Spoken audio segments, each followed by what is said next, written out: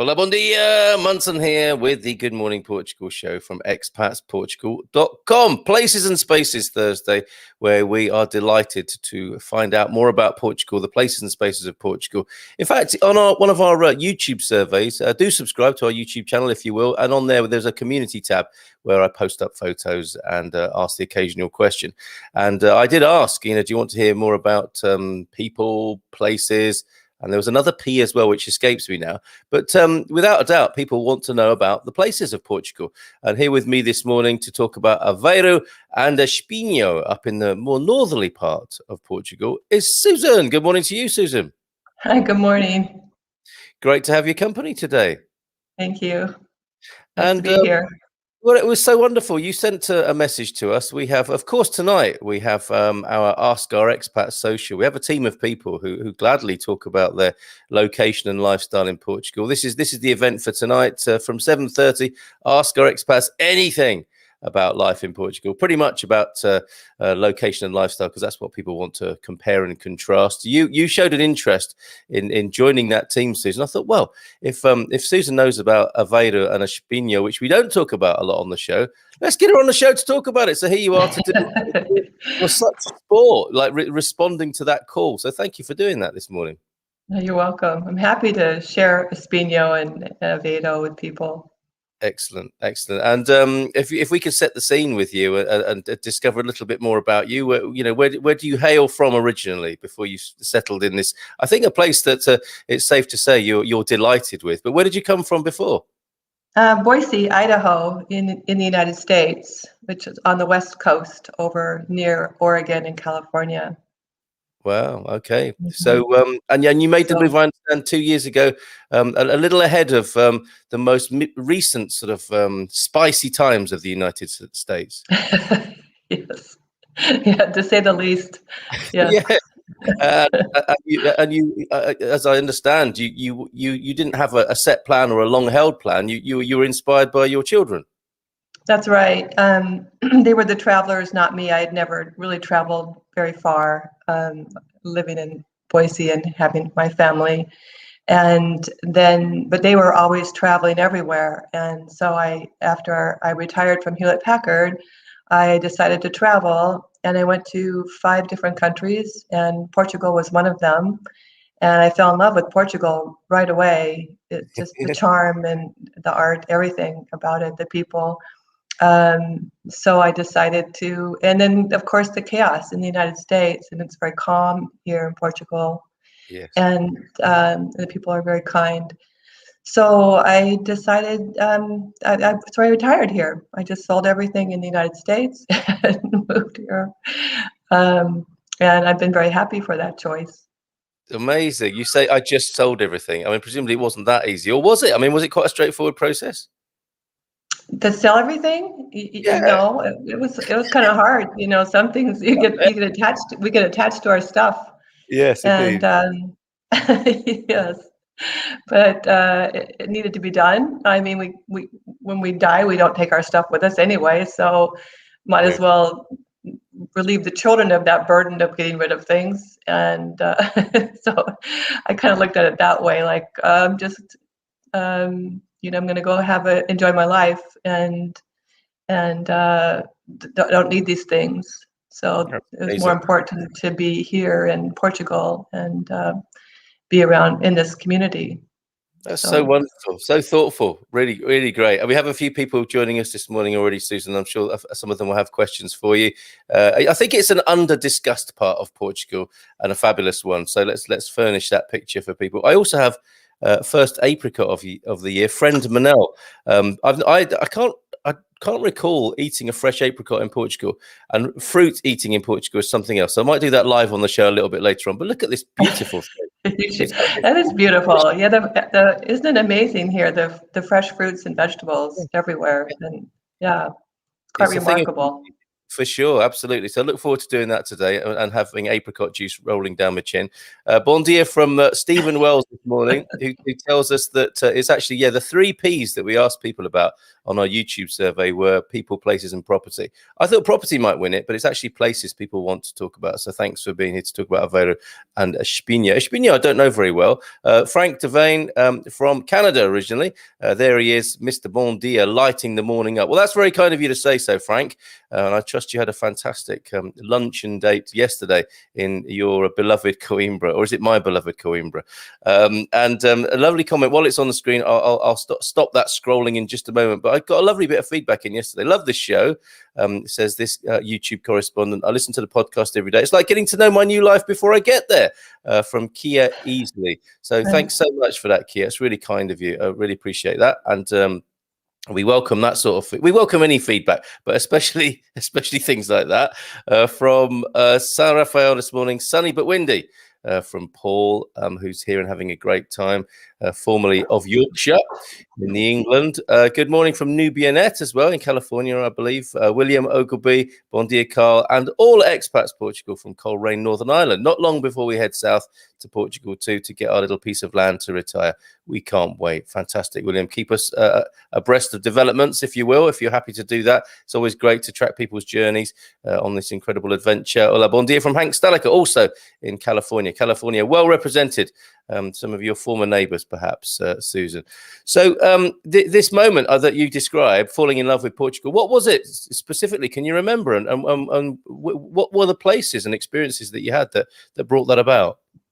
Part of it was I was in Lisbon at first, and I was introduced to fado, and I found that fascinating, the music, and the fact that it had been used to send messages during some harder times in Portugal. It was so soul.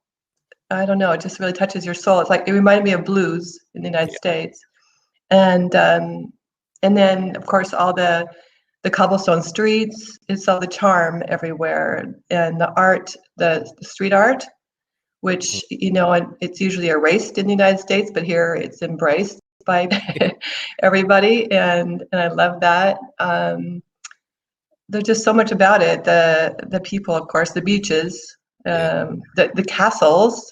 So we don't have castles in Idaho, and the markets, the mom and pop stores. They're lovely, and I hope they stay. I worry a little bit about them because you see the bigger chains come in, and that's what happened in the United States. The big chains come in, you lose the little mom and pops, and I hope Portugal never loses that because they're so special to this country.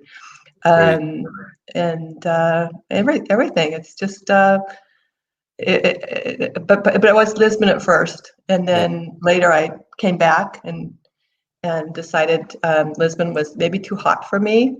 I'm used to a colder climate, so I went to Porto, of course, and visited there, but I did also want something a little smaller and on the beach. So and when I went to Aveiro, then the canals, of course, that go through the streets.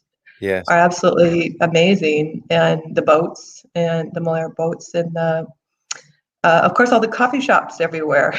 So I did fall in love with Aveiro, where I decided to settle at first because it just seemed to have everything that I wanted, and it was a great place to be during the pandemic. Okay. Except for the beaches, harder to get to in Aveiro. So I ended up coming to Espinho, which isn't far away, also in the same locale, Aveiro district. And so I came to Espinho, and I get to walk to the beach every day. And what a better way to spend a horrible pandemic than on a beach. So it was really helpful. It was really lovely. Not the pandemic. The pandemic was horrific, of course, and it's still going on. But to be able to be on a beach during that time when there's so much that's closed down, Indeed. So yeah, yeah, Yeah, we've and got the big picture, as it were, of Portugal there. Espinho is where the red pin is at the moment. You can see Lisbon, the capital, there on the screen. And I'll zoom back in, but that just gives you the overview of what Susan's talking about here. Fell in love originally with Lisbon. Oh, incidentally, Susan, what were the other countries that you tried? let's see, there, Sweden, Oh, really? France, Yeah, Spain, yeah. Italy, oh, and Ireland and Portugal. So I guess it was 6. Wow, that's quite just almost a Eurovision Song Contest there. That's amazing. And Portugal won that little playoff there. It Superb. So did. if we zoom in, I was trying to find an image, for the YouTube slide of the show today, and I ended up using one of the canal boats that you mentioned. Did you? What was the name? The Maleros, are they called? Maleros, yes. Maleros. So Oh, that I'm that makes probably, yeah. Hopefully, I'm that makes pronouncing that correctly. Well, yes, between us, I'm sure we're getting somewhere there. But that sort of characterizes Aveiro in many ways. There are other things I could have chosen, like the Ovos Molos, and a picture of the canals themselves.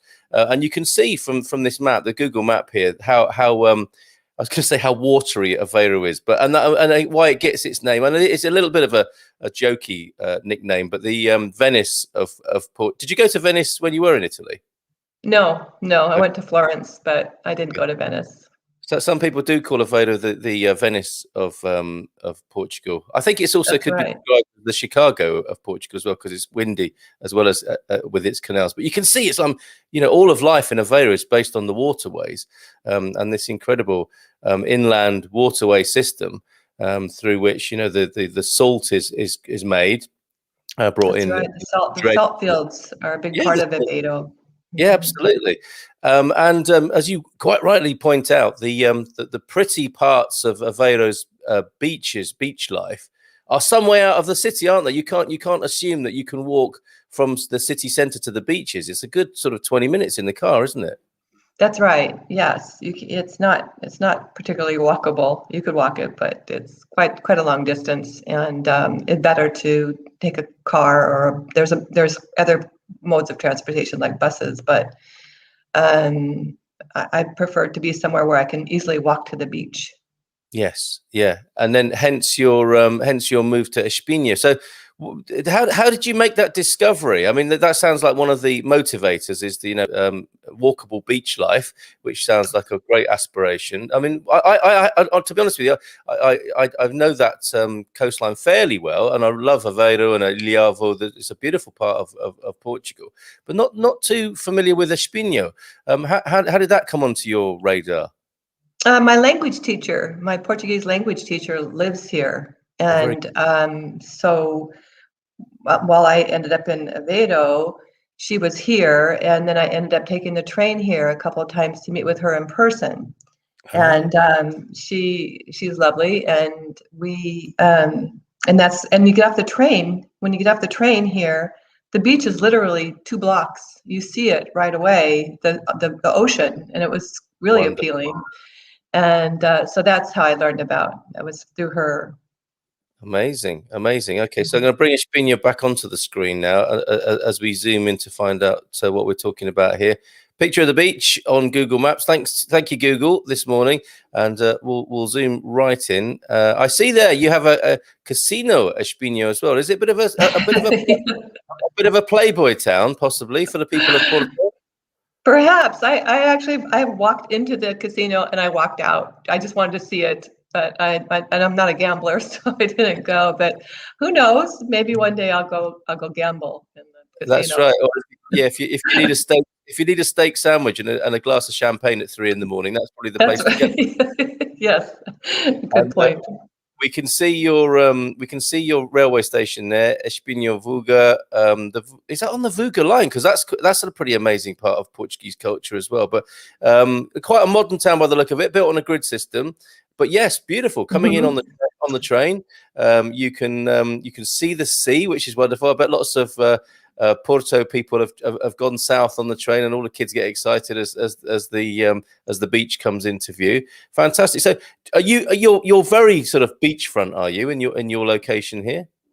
Yeah, well, not beachfront, but it's about maybe a mile. I have to walk maybe a mile or less, maybe less. It's not far. It's easy to walk there, and like you said, it's on the grid system. So I Yeah. literally walk out my door and go straight to the beach. Um, so it's nice that way. It's just lovely here.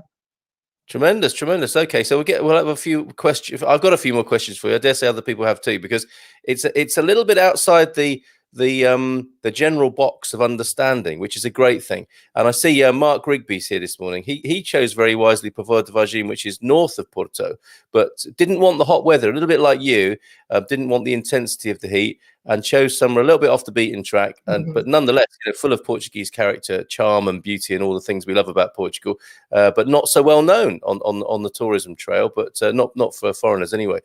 So good morning to you, Mark, in Povoa de Varzim this morning. Pete's in. Bon dia, Carl and Susan. Hey, Pete. I'm loving the look of your new motor. Beautiful and sunny here today. We have Philomena Thursday. Oh, so they're talking to their language teacher today. Anyone has got a Portuguese language teacher like Susan, my guest this morning. Friday, Saturday, and Sunday this week. Oh, so intensive. Off to Monsanto today. What a fabulous castle for us all to explore. Monsanto, a must go to. I think you're going to have your minds blown by Monsanto. Mind-blowing Monsanto. It's just an incredible phenomenon. Have you been there, Susan, to Monsanto yet? No, I haven't. I'll have to put it on my list. Put it on the. Yeah, there we go. That's right. I was going to ask you, is it a long list? And that's how it tends to work, isn't it? The list gets longer and longer day by day, and people will be with putting the pandemic, we couldn't travel, right? Yeah. So it's building up. Absolutely. Bon dia from Jim White. Baltimore this morning, 4 a.m. in Baltimore. Do appreciate such excellent attendance, given that it's 4 in the morning in Baltimore. And in London, same time zone, of course. Nick Steinman, say good morning to you, Nick. Paul Richards saying it's my wife's birthday today, Susan, so I have to be extra special to her today. That's a good formula. Happy birthday. Yes. Happy birthday. And I wonder, a namesake, Susan, or he's telling you that. I'm guessing she might be Susan Richards. So parabéns, very happy birthday to you, Susan. Make sure he does treat you extra special today. And special every day of the year, obviously, but extra special today. Doreen Reyes, bon dia. There she is. She's here. She's arrived in Portugal. Bon dia, not from the US this time. Finally arrived at my new home in Cascais on Monday. And I'm loving it. You must call in when you're ready, when you're good and ready, Doreen, and tell us how you're doing. Susan, the pasteleria are just too good, says Pete. Wish I hadn't found them. Really interested in exploring the north a bit more. And visiting our friend Joel up there. You're inspiring people. Maria Carla is here this morning as well. Hello, Maria. Molcero, the boats are called, and in this case, the C is read with an S sound. So Molcero, I think we've got that right now. Molcero, I beg your pardon. Molcero. Madan is here. Hello from Nepal this morning as well. Good morning to you, Madan. Moliso, where the name of the boats comes from, is the seaweed used to fertilize the soil in the old days. So the seaweed gathering boats, fantastic. Peggy Littrell's here. Prosecco Peggy, as we know and love her. She's in the house. Prosecco Peggy in the house. Bon dia todos. And Valerie came to see you yesterday. You must have been out and about showing people houses. Morning from a very beautiful and sunny for now. Changeable by the sound of it then. San Martino de Porto looking very good this morning. I bet it is. Valerie, good morning to you. Hoping to have a coffee with you soon. Donna Jacqueline is here. Hello and good morning, Susan. It seems you've found your ideal place. Portugal is so varied. There is something for everyone, it seems, says Jacqueline. True. And from Penny in the UK, Bon dia Alegria from a balmy Brixham. Hi all, and hi to Susan as well. You're making lots of friends this morning, Susan. Hi. And hello. Bon dia todos. Paul and Louise are home in central Portugal. Oh, well done. We'll put an update with regard to PCR tests, ferry crossing and immigration. That's useful info for people. Thanks for that, Louise. And about the immigration border controls in the forum later on. Really, really appreciate that. Pleased and relieved to be home here in central Portugal. Good for you, you guys. Pete Bleach, morning, Peggy. Hope you're having a lovely week. From Pete to Peggy there. Bon dia from sunny Villa de Conde. Great show. Thank you. Thank you, Carolina. I went to Aruca last week. Oh, to the new bridge. Is that on your list, Susan? Have you seen that, the suspension bridge? Oh, I've heard about it. I just read about it. Yes, it's not that. I think it's 45 minutes from here. So I don't have a car, but I'll find a way to get there. Yeah. Well, this is the Ponta 516 Aruca.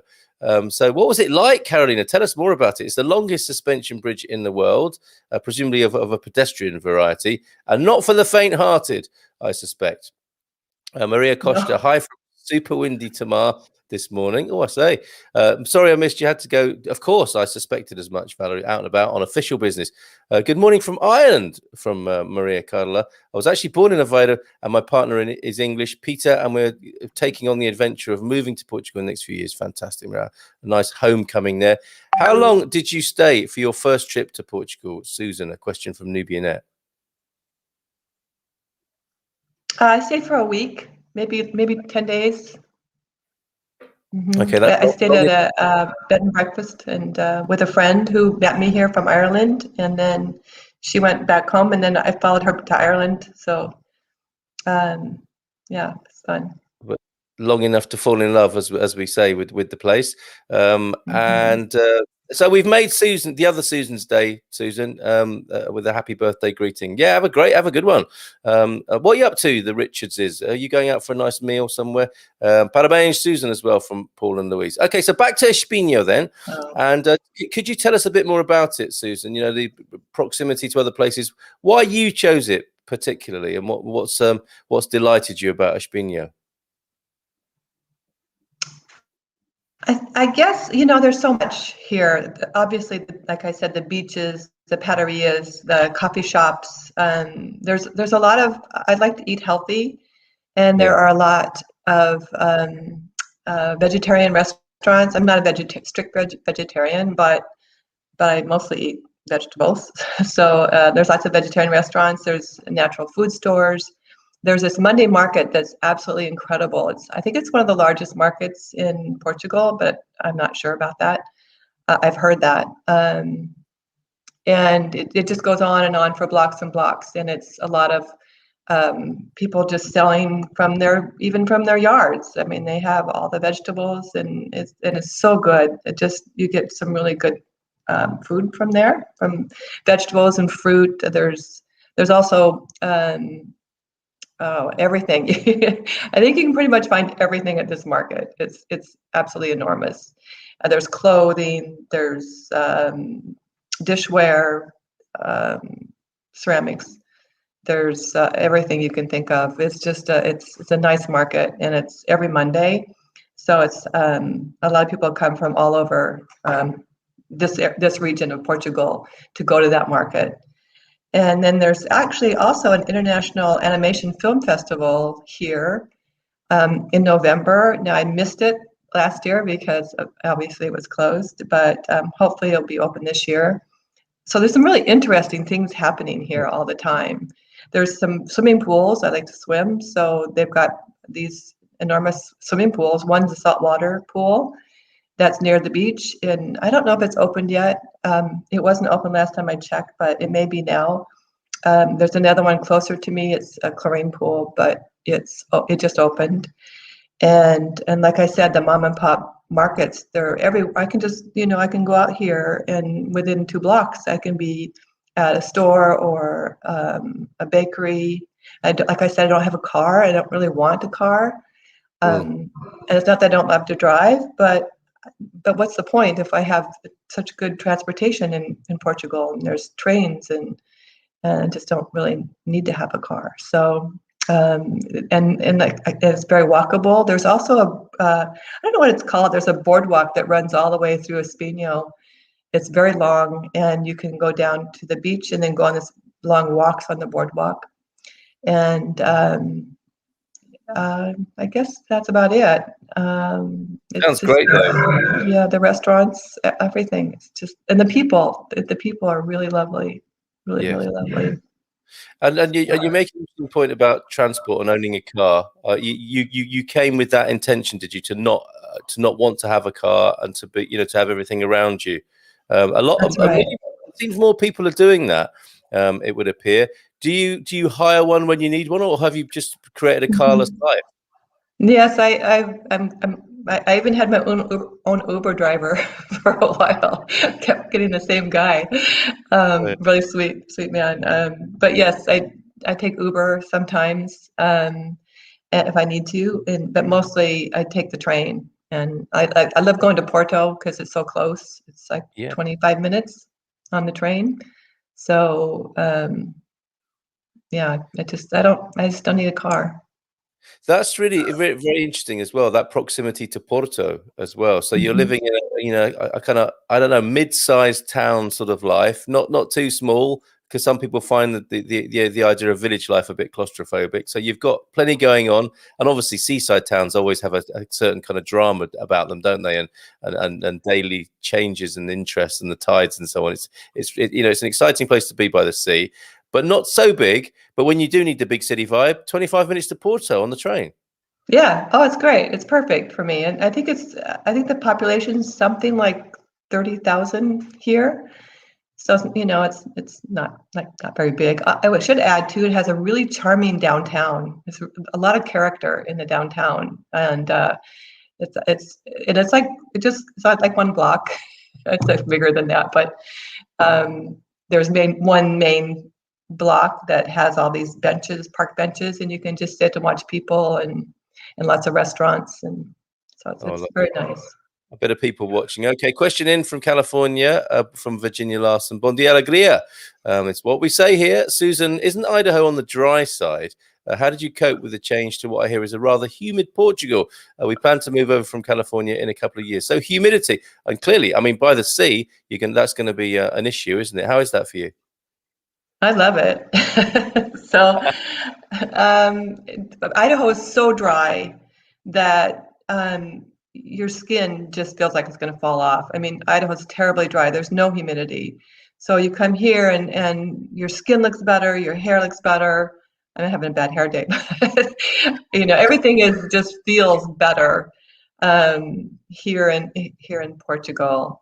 It does, but you do definitely feel the humidity when it's really cold, and that's not as welcomed. Like the dry, I think the dry is better when it's cold, because it kind of gets into your bones with that humidity. But I just put sweaters on and dress more layers and with more layers, and then I also turn the heat up. So you have to be careful now in Portugal because a lot of houses weren't built for what's happened with the climate, Yeah. and and you probably know about that already, but there you have to be careful to make sure you get a home that's got proper heating. Yeah, yeah. But that's a really good point. A very good point. My wife, Louise, is renowned for bringing this subject up in her now legendary interview with expats everywhere. Yeah, and I tend to overlook things like that, but it's a serious consideration in the middle of winter for sure. So yeah, be very careful to attend to that, especially if you're used to all the mod cons of coming from a well insulated and well heated home. It can be a bit of a shock for people with certain properties, that is in older properties in Portugal. Gary, thank you for your comment. What I'll do towards the end of the show, we'll probably take a look at some of the news articles that are around at the moment on the Portugal resident. So I'll come back to your comment there, Gary. Thank you for that. Catherine Nichols, bon dia from Madeira this morning. Hello to you, Catherine.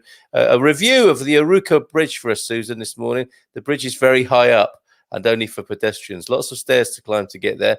Take water with you, and I think layers, as Susan was saying. The views, waterfall, etc. are spectacular. Apparently, they're making a car park closer to the bridge, which will make it easier for people. They walk across the bridge and back are organised with a guide. Okay, so you book online. Bridge may close due to weather conditions. That sounds terrifying. I'm going again now, says thrill-seeking Carolina there. Austin Foote chose a good day today to join us on the show. Actually, it's Andy via Austin's Facebook profile. Well, ask Susan and Carl. Looks like I picked the right day not to do my morning walk, as talking about Aveiro here this morning, having lunch in Vagos later, then a walk around Costa Nova. Any tips for Andy this morning then, Susan, from your former life in Aveiro? What were some of the nice places to go to in Aveiro? I mean, you mentioned vegan, or you mentioned vegetarian. I mean, some great vegetarian restaurants in Aveiro, aren't there? As well, yes, it has some good restaurants, very good restaurants as well in Aveiro.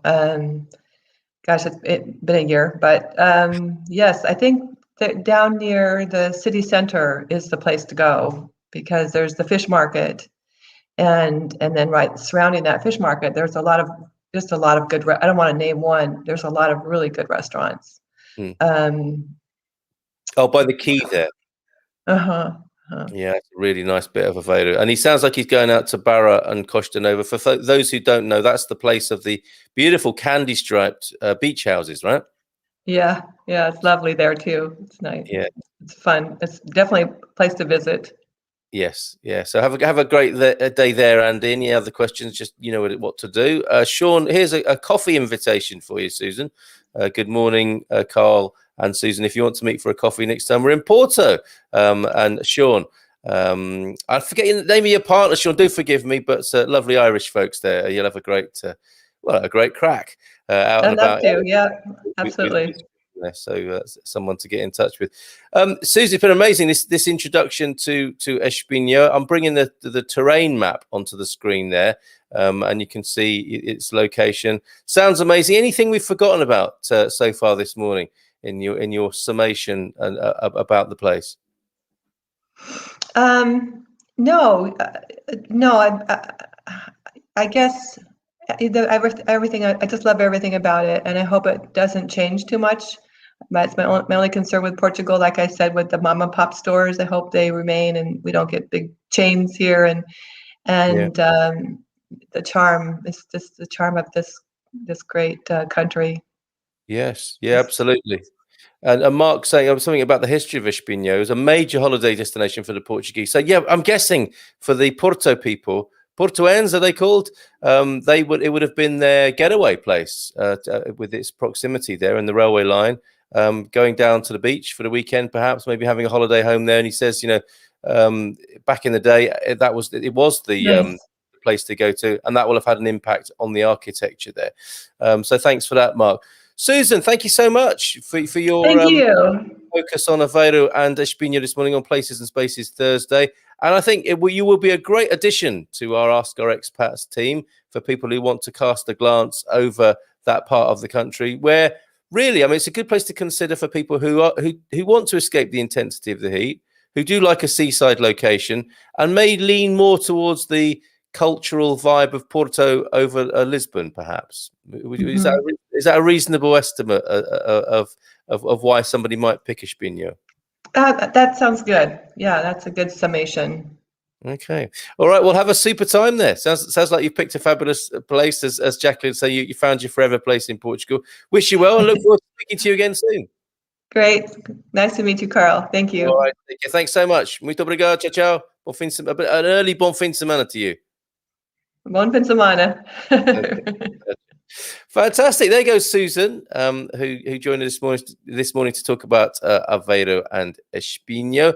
We're going to stick around a bit longer just to go a bit deeper with possibly if we can find some news on this from Gary here, but who says that Sky News last night were reporting that Portugal was being considered for moving back to amber list status for travellers because of a rise in cases and detection of higher levels of the Indian variant, which I believe India are quite upset about the naming of the Indian variant and what that means for the country of India. And I think for that reason that different names will be given, not country names, but letters, I believe, or something along those lines. But let's go to the Portugal resident now and see if we can find any more on this and any other news that piques our interest this morning. Susan, feel free. You may watch the show from the green room if you wish, but nothing will happen if you leave there. If you have to get to the pasteleria or the padaria in Espinho, feel free to do that. But you're also very welcome to munch on the virtual nibbles in the green room and have a little sip of virtual espumante while you're there as well. Let me see what I can find for you over on the Portugal residence site right now. I'll bring that onto the screen. Anything else that you'd like to talk about this morning? There are these moments in the week where we can talk about whatever you wish, and this would appear to be one of them. Anything that's caught your attention or something that you want to ask about, that's what we're here for, this community. So do pop anything on your mind at the moment, anything you want to share with the rest of the community, do pop it into the comments this morning. And yes, looking at the Portugal resident, breaking news in Portugal, extinction of extinction of SEF, the border force, if you like, to be ratified by Parliament. Minister of Interior Administration concedes to pressure. That sounds rather drastic, doesn't it? I think it's just more of a rebranding, renaming, isn't it, than an extinction. I guess they want to put some of the more recent challenges and bad news with SEF behind them with the rebrand. But that's not stopping SEF still struggling with the changes. I know there's been some strike action, which it looks as though that has been called off. SEF suspends strike action following government's civil requisition hardball. Wow. I turn my back for a moment, and then all this is. I have to say, I've been very ignorant of the news, so it's good to have a little bit of a catch up this morning. Portugal. Let's have a look at the headlines here. Over 70s in Portugal to be offered vaccination open house. That's I wonder what that would look like. And your ideas most welcome this morning about that. What are they doing? Offering bingo or something like that? Sorry to stigmatize over 70s as being bingo interested people, but what would you do if you were the Minister of Health and you were behind this initiative of an open house? I think this is, I have heard of people moaning a bit about getting appointments for the vaccination. So maybe this is it.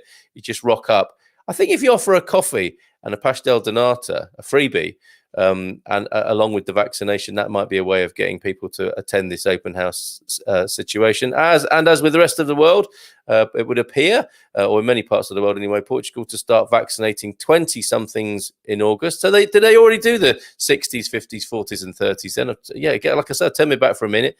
And there seem to have been a lot of changes.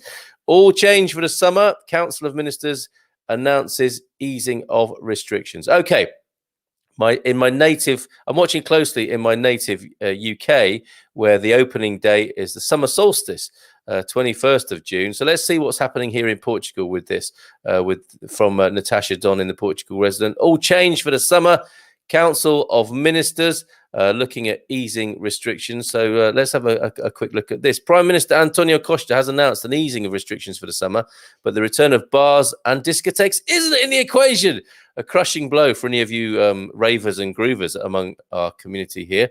Starting from June the 14th, restaurants and cafes with seating plans as currently exist can remain open till midnight for admission and 1 a.m. for closure. So there you go. And that's a civilized country, isn't it, that keeps the cafes open till 1 in the morning. So that's returning to the public agenda. Shops can return to their normal working hours. Okay. I didn't know they hadn't. Although, yes, Continent. Yes, when I've rushed out to Continent on a mission, I have, yes, been reminded somewhat rudely that they've been shutting at 9, haven't they, instead of 10? So maybe that's what that's referring to. Public transports with seating only can return to full capacity. This is from what, a couple of weeks' time, less than a couple of weeks away. Public transport with seating and standing places can run at 2/3 capacity. Theatres, cultural performance can run till midnight with 50% capacity in auditoria. Outdoor events can take place with marked placings for members of the audience and under DGS guidelines. Sporting events can return with 33% capacity. Weddings and baptisms can be held with 50% capacity. From June the 28th, there will be a further easing of restrictions on sporting events. Public transport will finally be able to return to running at full capacity. And the Loja de Cidadão will return to be accessible without a prior appointment. The country's deconfinement is going ahead with the current risk matrix in bunny ears there, but there are changes. The risks are being extended. A high-density municipality will not be in danger of going backwards in terms of deconfinement until it has double the number of infections previously considered too high, while a low-density borough has even more leeway. There you go. So there is the risk matrix. That's how it will work. In other words, the previous blanker red line of 120 cases per 100,000 is moving to 240 cases for municipalities with large populations. Low-density municipalities, the ones that have suffered in the stop-start of deconfinement, will be allowed to reach levels of 480 cases per 100,000. Seems quite negligible, but I guess they've got to stick the flag in the ground somewhere, haven't they, and create a boundary when you're talking about 100,000 people or a sample of that size. Events still not authorized include summer festivals like the June Santos Populares. Isn't that today? Santos Populares. I think there is a holiday in Portugal today. For me, it'll be the Festival of the Apricot, which I'm about to eat. I'm not sure I've eaten a fresh apricot off the trees of Portugal. Thanks to Manel for these. So I'll be doing that to finish the show today, so I can run off and deal with any apricot juice in the least embarrassing way possible. The pandemic hasn't disappeared, reminds Mr. Costa. He stressed as he laid out the new rules, reinforcing the need for everyone still to wear masks outdoors, but making it quite clear that these only need to be worn in situations when it is not possible to maintain a safe distance from others. Interesting, because I've taken to the habit of, it's always in my pocket. And when I detect the proximity of others, I'm not wearing it until I'm close up to people, and a safe distance can't be maintained. But a lot of people, it would appear, are in the habit of wearing masks all the time.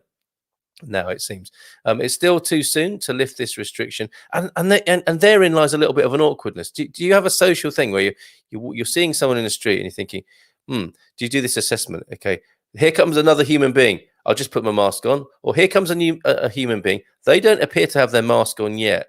They're not going to tell me off for not having one on, and we're going to keep 2 meters apart, and it's going to be fine. Where are you in your mask protocol at the moment? It's still too soon to lift this restriction, said the PM, bearing in mind the high level of transmission and the fact that there is still no data on whether people who are vaccinated can still transmit the virus. It is not comfortable to wear a mask, even less so in the summer with the heat, he added. Absolutely. But for now, this is as far as authorities are prepared to go. Reactions from the bar, discotheque, nightlife sector. I'm wondering, are there any reactions left from the bar, discotheque, nightlife sector? Those poor folks. I mean, Susan was talking about the mom and pop stores. The owners of bars, discotheques and nightlife, if they've still got any here, must be pulling it out if it hasn't all gone grey, etc., etc. What a terrible sector to be in.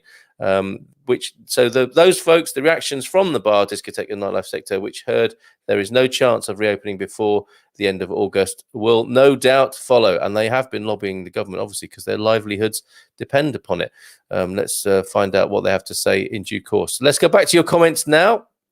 There's Mr. Costa at the podium, and see what people have been saying since I've been sharing those. Today is Corpus Christi, not the other holiday which I mentioned, whose name I now forget already. It went in and out of my mind like that. Corpus Christi holiday today. When walking in town, I wear the mask under my chin and raise it when getting close to someone. Yeah, me too. It makes my ears look really big. Does it do the same to you, Mark? Maybe need to slacken the elastic and then take it back down again. Watching hordes without masks in the UK, it will be interesting to see what happens to cases in a few weeks. So that's Mark's protocol on these things. If things are easing on the 28th, does it mean the 29th June celebrations may go ahead? Does anyone know? We don't. Somebody else might, though, Mark, before we finish today. UK variant now labelled as Alpha. Okay. South African Beta and India as Delta. That's better, isn't it? Nubianet, do you know of any tours of areas that aren't so touristy oriented?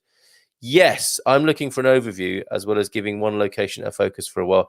I got to recommend to you Sarah of Coimbra. She's amazing. She is an Ask Our Expats team.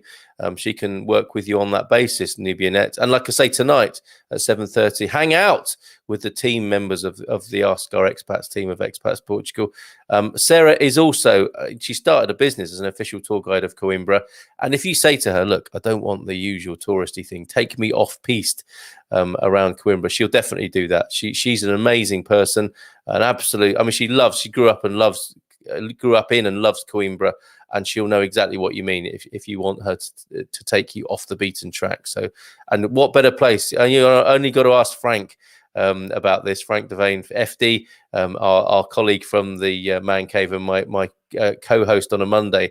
Coimbra has so many non-touristy aspects that you will enjoy in Nubianet. Colin, good morning to you, Colin. As an over 70, all they need to offer are some pretty nurses, and we'll flock this. So there you go. The vaccination open house is sounding like a bit of a Benny Hill sketch for Colin. Good morning to you, Colin. Thank you for that. Most have to wait 3 months for the second jab. Looks like the over 70s can now get it on demand, at the open house there. Edmundo, good morning to you, taxi man Edmundo. I hope business is picking up for you. Here's a weird question. How strong is democracy in Portugal? Oh, Frank, Hank, I mean, sorry, confusing me, Franks and me Hanks there. How strong is democracy in Portugal? How do you answer how long is a piece of political string question like that? How strong is democracy in Portugal? It's a bit like, what do you think of democracy? Well, it would be a great idea. And I talk from a very privileged position, obviously. And this is an amazing country to be in. And, by a lot of global standards, it's incredible. And there are, of course, the criticisms. And I think I'm going to let Portuguese people, the likes of Joel, who must be out on a mission this morning, maybe it's market day. But that's a sort of question that Joel would be happy to pick up. And Hank, you joined us briefly in the Man Cave on Friday. That's one for us in the Man Cave. How very subjective how strong is democracy in Portugal, but it prides itself in stark contrast to its fascistic dictatorship past, up to 1974, as recent as 1974, to be an incredibly strong democracy. And I think there are indices of these sorts of things that will rate Portugal very highly as a European democracy. So I would say strong. It's at the stronger end of the spectrum, and of course you'll have your further subjective views on that from people who will question my assertion there. But in the world ranking, I would say strong, very strong. Carolina Kirk, WHO, World Health Organization, are giving the Greek alphabet. There we go. So yes, it's going to be the Greek alphabet. Still not escaping from the countries there, but yes, the alpha, beta, etc. As we mentioned earlier on. Thank you for all your comments this morning. Thank you to Susan for joining us. A quick response to you, Hank, from Mark. Politically, Portugal is a better place to be than either the US or the UK. That's one way of answering your question there, Hank. And Joel saying a bon dia. He is here this morning, and I'm sure I've got to hang around a little bit longer just to hear Joel's answer to how strong is democracy in Portugal. Wear a mask and mirrored sunglasses and avoid being tracked by facial recognition software. They can't have it both ways. Very good, DJ. Olá, bom dia a todos. Como vai? Muito bom, obrigado. E você? E tu, DJ? Brilliant. Any other? I like this. Any other protocols for how you wear your mask? When walking in town, I wear the mask under my chin, says Mark. Any increases on that? And have you tuned in yesterday? You will have heard Michael Heron saying that he walked into a hotel. I don't know if he was staying there. He was just going to some sort of event there. But the woman behind the counter said, "Oh, we're just we need to take your temperature." And he said, "Oh yes, go on." Wondering how they would do it. I suspect forehead, rectal thermometer, whatever. And she said, "Oh, it's okay. We've already done it."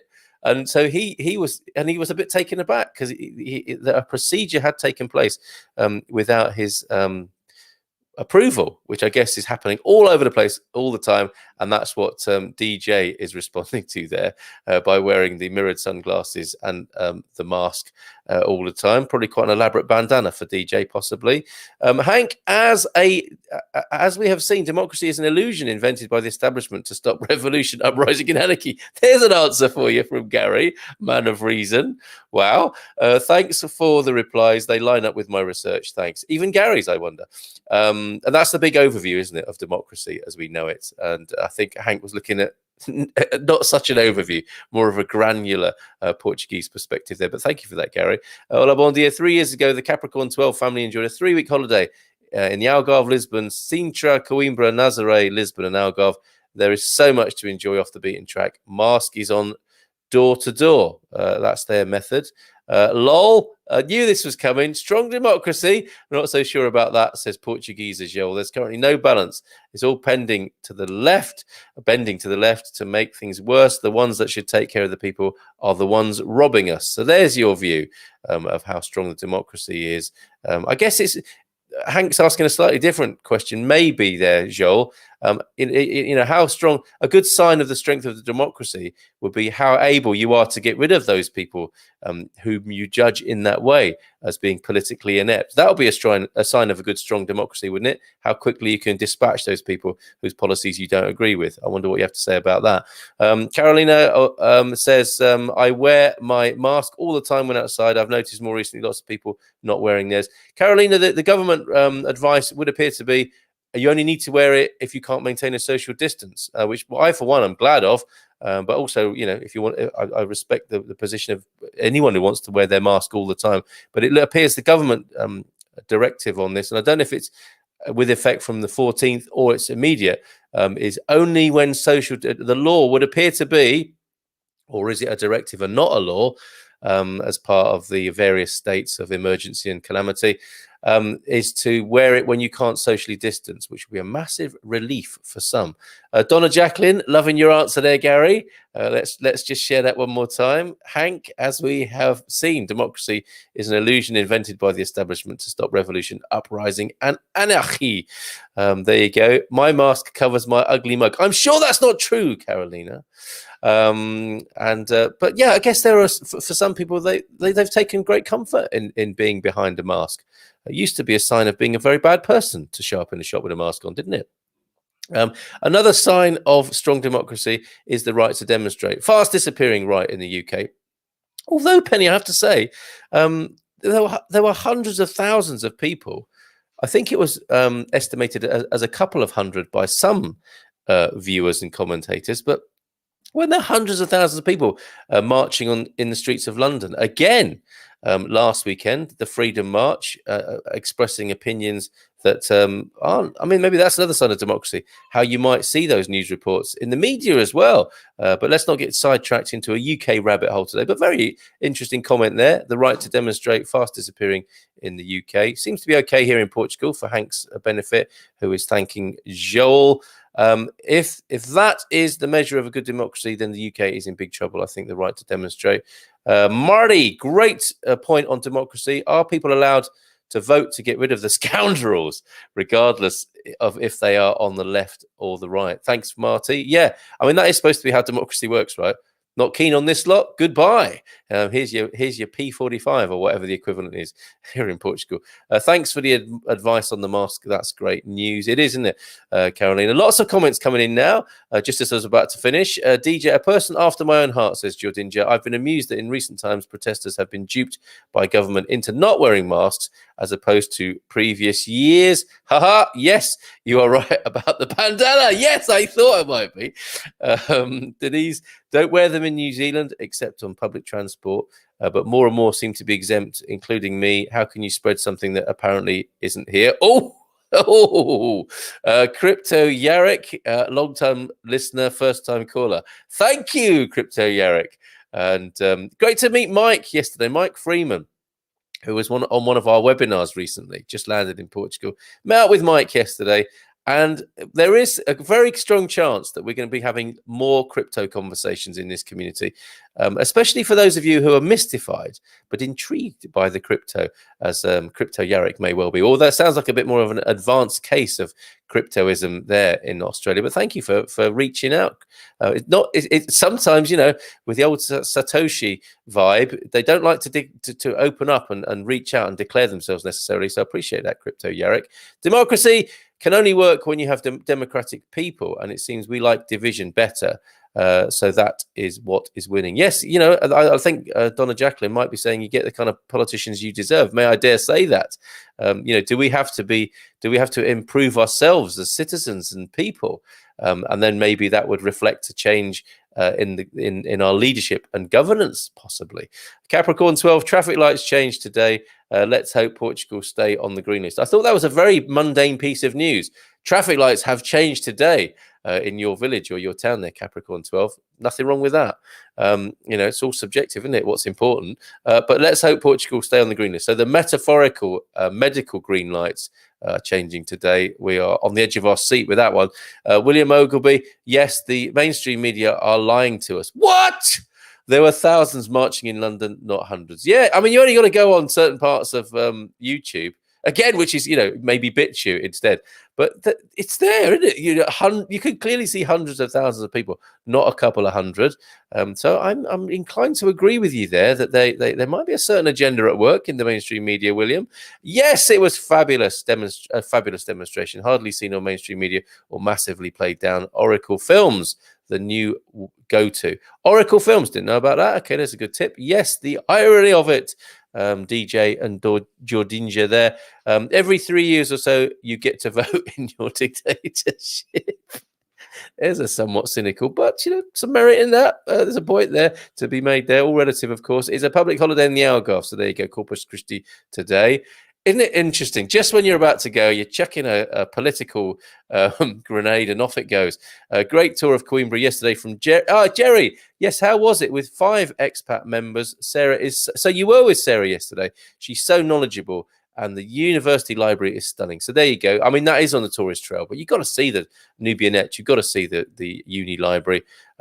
Perfect day for the folks who met up. Lovely to hear that. Lovely to hear that, Jerry. Scoundrels and blackguards stirring up the political pot here this morning on the Good Morning Portugal show. Gary's 2-word description of those in power there. Scoundrels and blackguards. 'Twas ever thus, though, right, Gary? I'm sure, it's not as if Gary can look back to a time in history where, top-hatted politicians were excellent fellows who had our best interests at heart. Plus ça change, you might say, chucking in a bit of French there this morning. I thought you were doing the horoscopes this morning with Capricorn 12. Yes, we could. No, it's more Mrs. M's thing, that, but Capricorn 12. Is that an astronomical or astrological reference? I thought you. Yeah, so yes, that's coming in. That's coming in on a number of channels there. Sorry, that was me. It wasn't me. It was someone else that was me. There's a lot of those this morning. And Capricorn 12, I think, amused by that comment there. No need to apologize, whoever you are sending spooky messages on our channel here. I think it's Jerry. A bird told me that everything is about to close and that Portugal is to step into the amber color. Oh, okay. There's a downer to end on. So a little bird. That's probably a Portuguese turn of phrase, isn't it? That a little bird has told Edmundo that. So that's speculation, I have to add, but I honestly wouldn't be surprised if that were true. Are you going to run a regular crypto session? Would be interesting. I'd be up for that, says DJ. It's got to be done. It's got to be done, and we are steps closer as of yesterday with that. So I'm taking that as a sign to indulge the crypto interest. So okay, see you at 7:30 tonight, possibly, when we have our Ask Our Expats gathering. Shame that's not a photo. I mean, that tells you what goes on. You can ask questions, have a bit of fun, network and make new friends, and get involved and more. Special guests, of course, are the Ask Our Expats team from 7:30 tonight. Everyone welcome. And it's not recorded and immortalized on YouTube if that's a worry for everyone. But just jump on there and get the link, of course. You have to sign up to get the link. Go to expatsportugal.com to do that and look at our events page. You'll get the Zoom link and you'll be there. And we will have little speed dating style breakout rooms where you can speak specifically. I mean, you think, okay, yeah, Thomas Malloy, Ribateja. I'm not showing any favoritism here. That's the first name that came to mind. Maria Costa, Tomar. Get in a smaller breakout room with them and drill down into the particular area of interest. From tomorrow evening, some of this. Look, UEFA Euros start, of course, delayed from last year to this. Analysis and punditry. The earlier Man Cave starting time of 9 o'clock. Anyone into footy? I know some of you aren't for sure, but some of you definitely are. And the Man Cave starts at the earlier time of 9 o'clock on a Friday night to do a bit of Euro coverage and then drifts seamlessly into the Man Cave, such as we know it. Wine tasting tonight. Penny's here. We're looking at Vinho Verde tonight, which is proving a little hard to track down, I think. Have the Austins managed that one? I wonder, but I'll be grabbing that one or a similar Vinho Verde to taste tonight. Great weather for sampling of Vinho Verde on the usual streaming platforms. If you haven't joined us on the Good Morning Portugal Wine Club, join us tonight with a bit of young white wine. Some of that green white, if you see what I mean, and have a bit of fun with us from 9 o'clock this evening. Tomorrow, Jenny B will be back, and we'll be looking at authenticity, being your true self, which I like to think I am on, every morning here. And so we're encouraging that sort of behavior, authenticity, openness, that kind of vibe. And if you want to release your true self, your authentic self, and you need a bit of help with that, I think people are quite authentic here, actually. But we could, we've all got our masks, haven't we, in our conditioning? And if you want to be free of that sort of caper, join me and Jenny B tomorrow morning. Let's have a look. Final few comments. Morning, Mrs. M. Carl. We are going to Monsanto with Philomena. Oh, that was Mrs. M saying that. I thought you were doing the horoscope. Maybe, I don't know. I'm really not sure who said, sorry, that was me, without saying who they were. But anyway, the Bleachers are going to Monsanto with Philomena. She's on holiday in the region for 4 days. Excellent. She does trips for Brits, of course. And the Bleachers taking advantage of that service by the sound of it and hanging out with Philomena. Always liked Harold Wilson. And so did the Queen, even if he was a Russian spy. So in good company there, Gary. And some applause from Nubianet. Thank you for that. I'm going to put me a bit of feedback up from Kia, which I love. Love this show. Listen to the podcast every day. It's like getting to know my new life before I get there. Absolutely love that. Look forward to watching the footy coverage. I think that's Edmundo saying that. Yes, to crypto. So much love and interest in the crypto. Where is that? Says Denise to Edmundo. I think he's talking about Portugal in general. And you are one of the most authentic people I know, Carl. Well, bless you, Penny. Right back at you. Takes one to know one. And it's an interesting subject, isn't it? Obviously. We have different faces and different postures, don't we, for different situations we find ourselves in. And perhaps as we get older, we that merges a little bit, and we are more of a universal being in the various situations we find ourselves in. But we are social creatures, aren't we, with these mechanisms for dealing with as one sage once put it, you don't tend to act the same with your grandma as you do down the pub with your mates. So notwithstanding that, I think you can still sort of achieve a certain level of authenticity, however, can't you? Depending on, regardless or independent of changing context, and be authentic with your gran as much as you can be with your mates. What a lovely note to end on, and we'll drill down further into that tomorrow as we open our hearts with Jenny B tomorrow on a bit of a feel good Friday. Have a great day, folks. And yes, I got to get to work on this crypto class, haven't I? For everybody, if you're watching, Mike Freeman. He has an amazing mind, that man, and we got to get cracking with the crypto. I've stopped being authentic and more antique, says Gary. That's actually quite an authentic and true comment there from Gary, isn't it? But yeah, again, one of the great authentic folks and lovely people of our community, Gary Austin. Thank you for all your contributions, and we'll see you tonight, mate, on the Wine Club with Penny. Who's been commenting and with us this morning as well. Thank you for that, Penny. Okay, we will see you tonight. We'll see you tonight, later tonight, or tomorrow, whichever of those you choose to join us in. And you're welcome to all. Take care and bye for now. Ciao, ciao. Beijinhos, abrazos.